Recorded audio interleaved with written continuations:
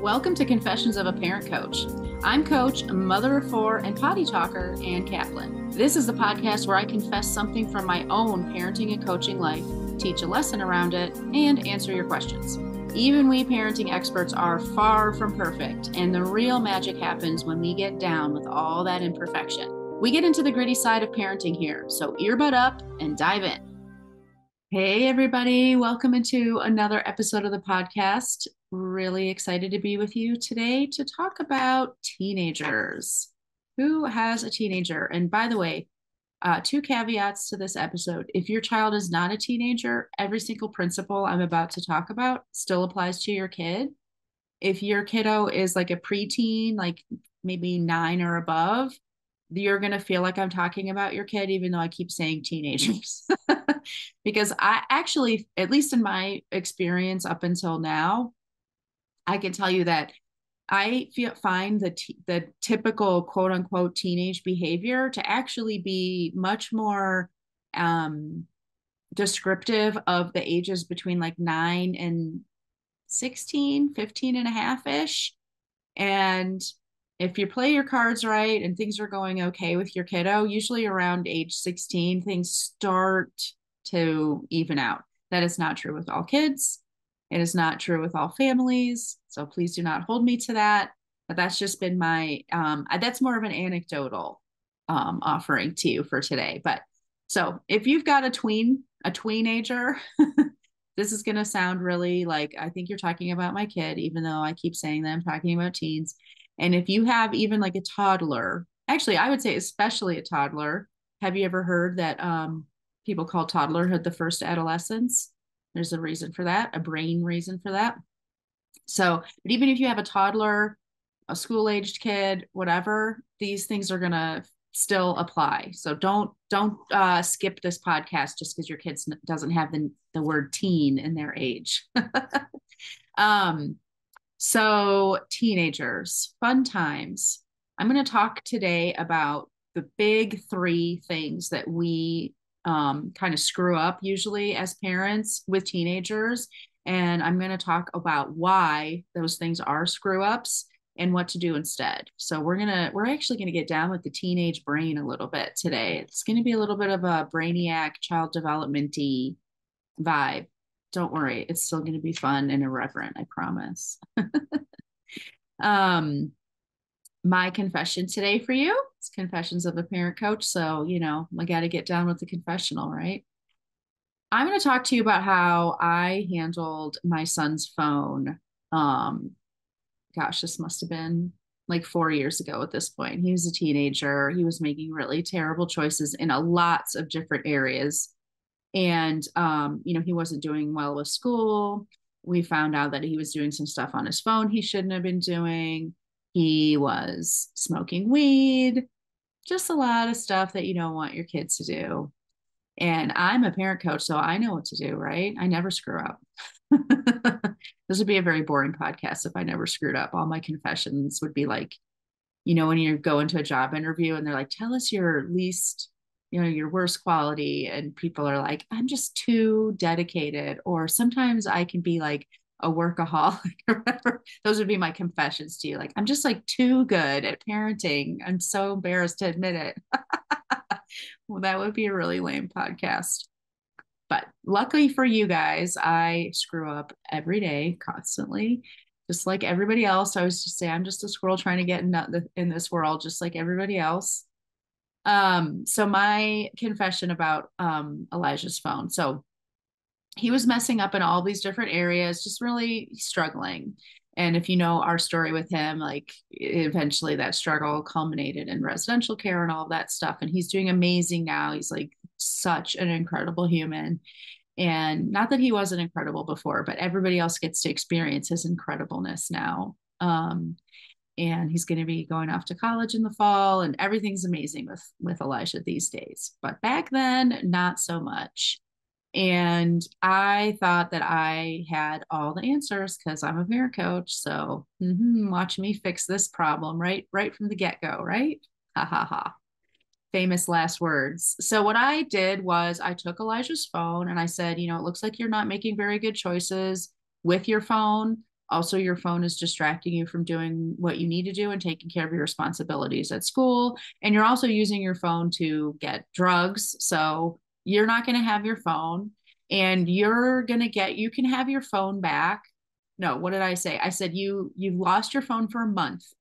And then at the end of that month, I will give it back to you if you have no missing assignments and your grades are a C or above, and that you've stayed sober for the whole month, and your room has stayed clean, and we haven't had any fights. So, basically, like once you get your shit together, you can have your phone back, is what I said. And I will say, like, that made a ton of sense to me. And there's probably listeners out there right now where, yeah, get your shit together. Now then you can have your phone. That seems perfectly logical. Great, great consequence, right? Wrong. It was a terrible consequence. I broke like every single rule of teenage parenting that you can possibly break. So we're going to use my amazing bungle as an illustration of all the things that we do wrong when we parent teens and what to do instead today. So buckle up, because here we go.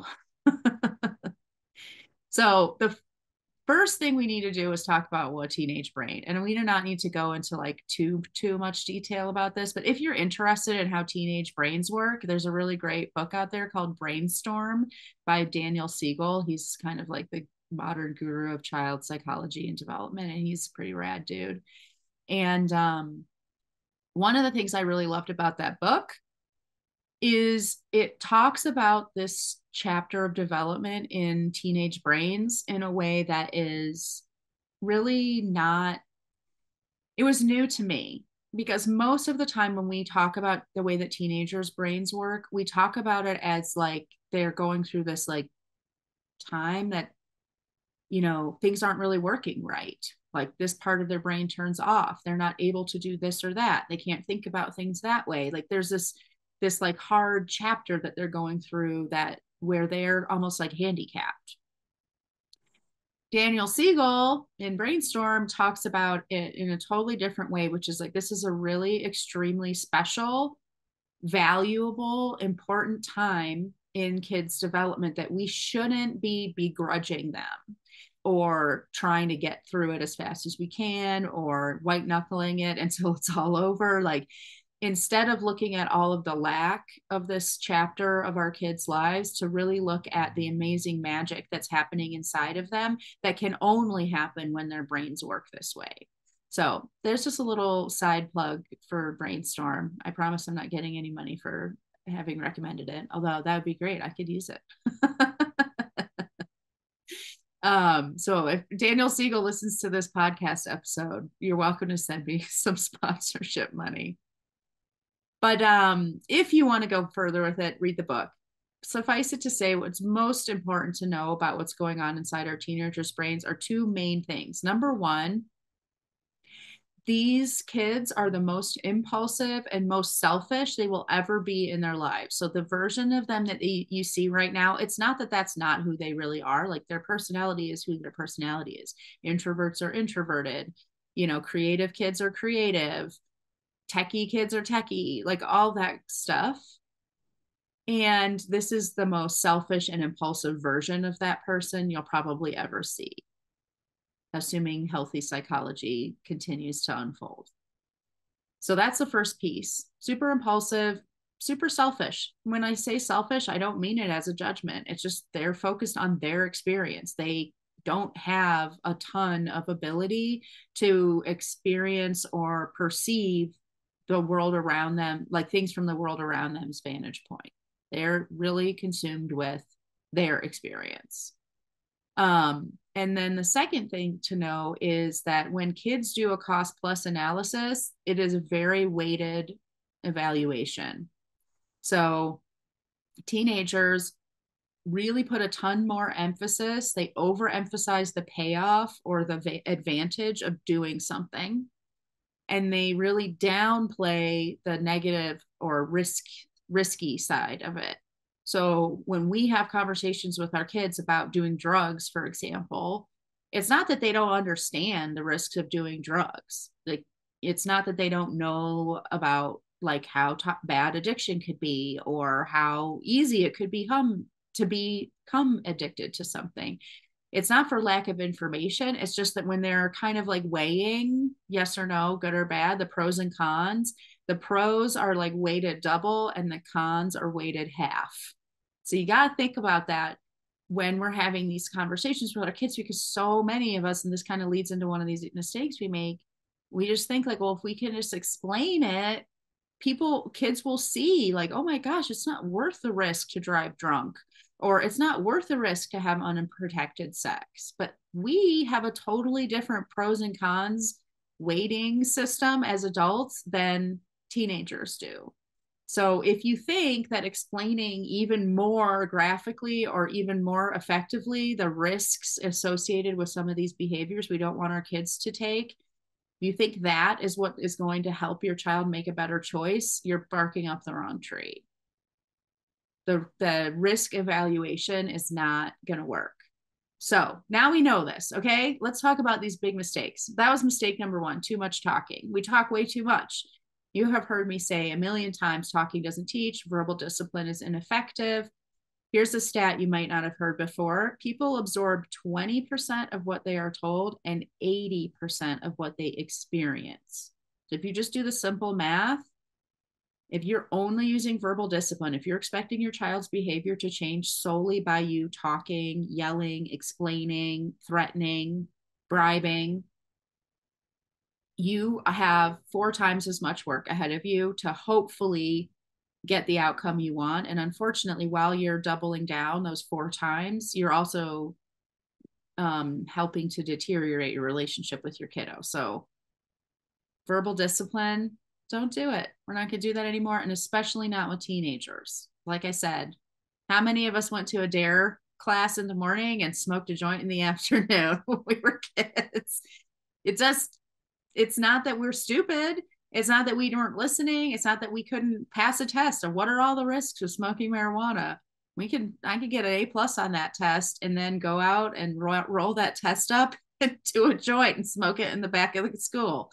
Like, we just don't have the same rubric for evaluating our world when we're teenagers. So the talking is not getting through.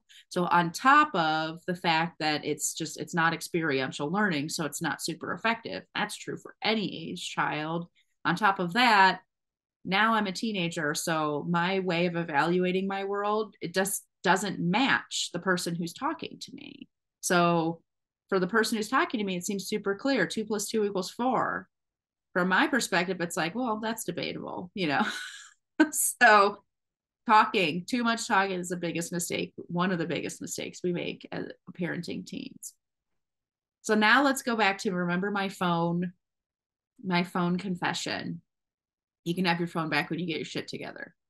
The 2 biggest mistakes I made there. Well, I definitely already committed the too much talking, because I promise you that when I said you can have your phone back when you get your shit together, first I gave him a long lecture about like, you're failing this class. We've told you you shouldn't be doing this and you're doing it anyway. You're lying. Your room is a disaster, on and on and on. Let me like give you an entire TED talk on all of the ways in which you are not cutting the mustard right now, son. So that was my too much talking. Then I give him this, what I thought was like such a wicked consequence, wicked in a good way, wicked in the Boston sense, a Boston wicked consequence, which was, hey, you can have your phone back when you have gotten your life back on track. These are the 2 mistakes I made with that. And we all do this. First of all, my consequence was way too extreme. It was a whole month that I took his phone away before he even could possibly get it back. And then it was given to him in this intense way that was like really extreme. Like, I'm disappointed in you. These are all the ways, like I said, you're not measuring up. And so now you don't have your phone. So what I mean when I say it too extreme, like, well, listen to what we just talked about. Kids are super impulsive. They don't have the long view. When teenagers are in this impulsivity place in their development, like, they don't have the long view. So if you take away their phone for a month, you might as well take it away for a year. You might as well driven it over it with your car. It's gone. It is not in their consciousness anymore. So this amazing consequence that you think makes a ton of sense. Like this kid's behavior is super extreme. So now the consequence is going to be extreme too. It's going to, quote unquote, punishment fits the crime kind of deal. Well, it's so ineffective. It actually is more effective for your kid to lose their phone for 24 hours than it is for them to lose it for 24 days. It's a weird thing, but it's totally true. The other reason why is because that impulsivity, kids feel hopeless. So the other thing that I had done with my consequence for Elijah was like I'm built in like 100 metrics that he had to do before he could get his phone back. He had to fix his grades, clean his room, stay sober, um, and then not fight. All four of those things are really challenging things for a kiddo who's struggling in any way. Like basically I might as well have said like you need to grow a unicorn horn and learn how to fly before I'm going to give you your phone back. It's too extreme. With that immediacy being the way that my teenager's brain was working at a long period of time for this consequence and a huge like insurmountable list of perfections that he had to acquire before he could get his phone back. Once again, I might as well just driven over his phone with my car because he had no skin in the game anymore. It was hopeless. So why bother? And he didn't do any of the shit that I wanted him to do. He didn't do any of it. Of course he didn't. Because in his mind, he was like, well, I'm never going to do that. So I might as well just work on accepting the fact that I don't have a phone and move on with my life. And that's exactly what he did.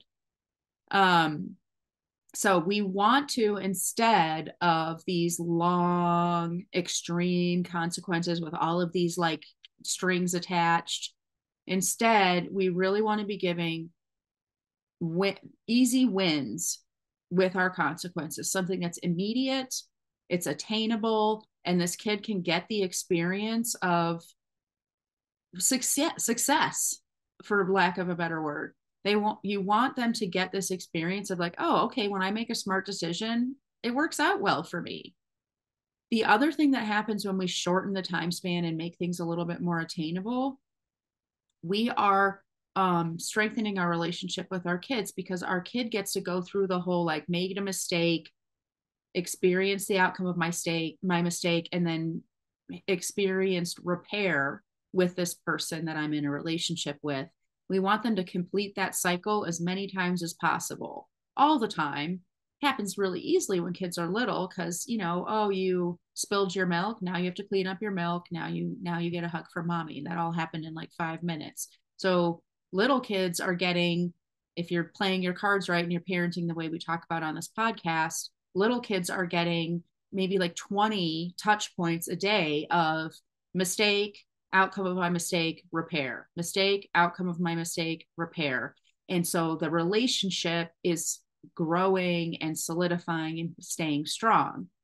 When we give extreme, unattainable metrics to our children when they're teenagers, it could be like a month before that cycle completes, which it's not going to. It's not going to.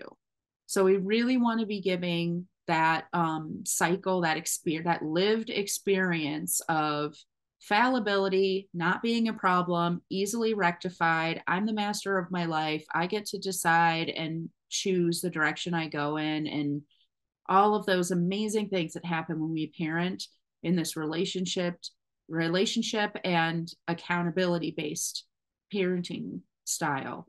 So I hope I've convinced you with all of those reasons to move away from these long term, these like long time span and extreme consequences. The second mistake, or I'll say actually the third, because remember, too much talking was number one, too extreme was number two. Number three is too vague.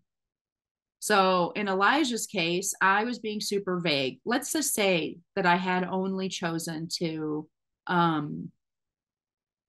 use the phone consequence just for school. And I said, you can have your phone back when you've gotten yourself back on track with school. And I didn't say any other stuff. Even then, way too vague. What does it mean, get on back on track with school? Does that mean have no missing assignments? Does it mean that your grades are higher? How high do they have to be? Right? Like you need to be super, super clear. So if you give a consequence to your kid, and it still might be taking their phone away. Let's say you decide, you know what, you've made some bad decisions with your phone today. I'm going to take the phone for the rest of the day. You can have it again in the morning, and I'll know that you're ready for your phone. Now, here's where I want you to say, I'll know that you're ready for your phone when X, Y, and Z are done. Very, very clear path to restoration. Because once again, we want that cycle. We want that mistake, consequence of the mistake, repair cycle to be complete always. And so we want them to know exactly how they get to have the repair, right? What is the actual things that have to happen? You know, I'm happy to give your phone back as soon as the trash has been taken out, your room is clean, and you've written a thank you note to your grandma or whatever, right? Like very, very clear. So that kids have the roadmap. Because remember, super, super selfish, they only understand their own experience. So they're not going to go outside of themselves and think, okay, well, what do you think it means to my mom for me to get my act together? Or what would help my mom feel like I'm ready for my phone again? They can't play that guessing game. Okay. So instead, it needs to be super, super clear, very, very step by step instructions for restoration. So those are the three biggest mistakes that I think are singular, not singular, but like especially important around teenagers. That too much talking, too extreme, and too vague. The other thing in my example, my confession, my consequence had nothing to do with his behavior. Like I took his phone because that was all I could think of, but there was no logical anything, you know. So remember that in general, a good consequence, it makes sense for the misbehavior, it matters to the child, and it feels aligned and comfortable for you. Those three metrics are always the case for a good consequence, no matter how old your kid is, no matter what their misbehavior was. So I totally get that the phone is the low hanging fruit. I use it all the time in examples when I'm giving hypotheticals about disciplining teenagers. But if you actually saw how often I use a phone in real life to discipline my children, is very rarely. The times when they have a phone based consequence is when they've made a phone based mistake. Like they turn their phone in late, they lose their phone for the next day. If they're doing something like unethical with their phone, they would lose access to their phone. And if they have their phone out at meals, they lose their phone. And those are the three times when my kids lose their phones. The rest of the time, their consequences have nothing to do with their phone, really. um, so I hope that's helpful for you. If you recognize yourself in all of these mistakes, first of all, know that you're not alone. Here I am, a parenting expert. I'm right there with you. I made the same mistake myself. And I'm here for you. You're not supposed to know how to do this stuff. There is no amazing manual out there. Even Daniel Siegel doesn't count as a manual. There's a reason why people like me exist. There's a reason why I have the job that I have. It's so important. It is so hard to figure this stuff out in a vacuum, in an echo chamber. And especially like Elijah's my oldest. So I never had a teenager before. I was winging it and I wung it wrong. Don't hesitate to reach out and get the support and help you need. If you're thinking about working with someone like me, reach out, have a consultation. They're free. You don't have to wonder anymore. You can actually learn about it and make a real clear decision and figure out exactly what is the right path for you. Always links to set up a consultation with me, learn more about me, go to the website. All of that great stuff are in the show notes. And you're crazy if you don't check it out. I have no idea why would you pass up a free hour of coaching. It always blows my mind that I'm not like completely inundated with consultations. And then let's wrap up our session today. Our session. I'm in coach mode. Let's wrap up our episode today with a question from a listener. This is from listener Angela. She has a 12-year-old daughter and said she has a chore today to shovel some dirt off the driveway. She did very little, mostly standing around, and has now decided she's quote unquote done. I can't force her, but she's already lost all her privileges. So what do I do? Do I just let her sit in the yard and play? Now, obviously, Angela, this is after the fact. You've already done whatever you're going to do in this moment. But I love that you asked this question. And I want this to inspire other people. Like, you can send me a question that's in the moment. You're not going to get your answer right then and there. But I promise you, whatever situation we find ourselves in as parents, it's not the first time. It's probably not the first time, and it's definitely not the last time. So, Angela, you're still going to get some great information from this for the next time a situation like this arises. So I think one of the things that is telling is where you say she already has no privileges because she's lost them all. Well, it sounds to me like we are breaking that rule about being a little bit too extreme with our consequences, because in a quote unquote ideal world, she would have experienced probably lots of consequences if she's making lots of mistakes, but they were consequences that were quote unquote short and sweet. So they really complete that cycle. And so now she's back at a place where she does have privileges that you can still discipline around. So that's my first piece of advice, is really look at, are you being too extreme in your behavior, in your stuff? Are you taking away her iPad for a month, her phone for her life, no play dates for, a week, like all of that stuff? Well, now you're in a situation where this kiddo, and we all were like this, right? When we were kids, we either were the kid or knew the kid who had been grounded so many times that they never finished their first grounding before they received their next grounding. And it didn't make any difference to their behavior. They just sneak out of the house or whatever, right? Like, those parents had gotten themselves in a position where their hands were tied because they'd already taken everything away. So that's my first piece of advice here. And then my second thing I would say is, whenever you're in a situation where like, I don't know how to discipline around this, especially if your kiddo is older than age like 5-ish, delayed consequences. You can just say, wow, it looks like you're making a poor choice right now. We'll have to do something about that, but not right now. I'm a little bit upset right now, and I don't want to make any decisions while I'm upset. You could just say that. And eventually, you're going to have an opportunity to consequence her, either because you have thought of, oh, okay, this makes sense, or because she will present it to you, because she'll ask you for something, right? Hey, will you make me a quesadilla, Mom? Or will you drive me to the mall? Or can a friend come over? Or, whatever. And that's your opportunity to say, you know what, I would love to do those things for you, but unfortunately, I used all of my energy shoveling the driveway because you chose not to do it. I bet you'll make a different choice next time. Love you so much. If anyone has ever read the Love and Logic books or taken a Love and Logic class, you might recognize some of the stuff I'm talking about. And that suggestion is really similar to the energy drain, or what the technique that they call the energy drain. So if you have that book handy, you can always read it. Not necessarily crucial that you do that, but I just want to kind of pay credit to that. So I hope that's helpful, Angela. Honestly, I think that you probably would get a lot more traction in discipline in general if you are violating, so to speak, this extreme to extreme rule. If you back that up, all of these situations, I think, are going to become a lot more manageable for you. I hope that's helpful, Angela. I hope you have a great day. I hope everybody has an amazing day, and I will talk to you again next week. Bye, everybody.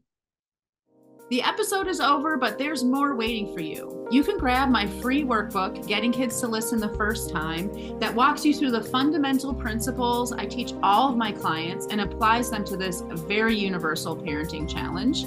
So if you're sick of repeating yourself all day long, or just want to learn more about my style, you'll definitely want to go to bit.ly/kidswholisten. And if you're ready to work with me, let's meet. Set up a free call at bit.ly/KaplanCall, and let's create an action plan that gets you exactly where you want to go. And of course, links to all this goodness are in the show notes. Thanks for joining, and I'll see you next time.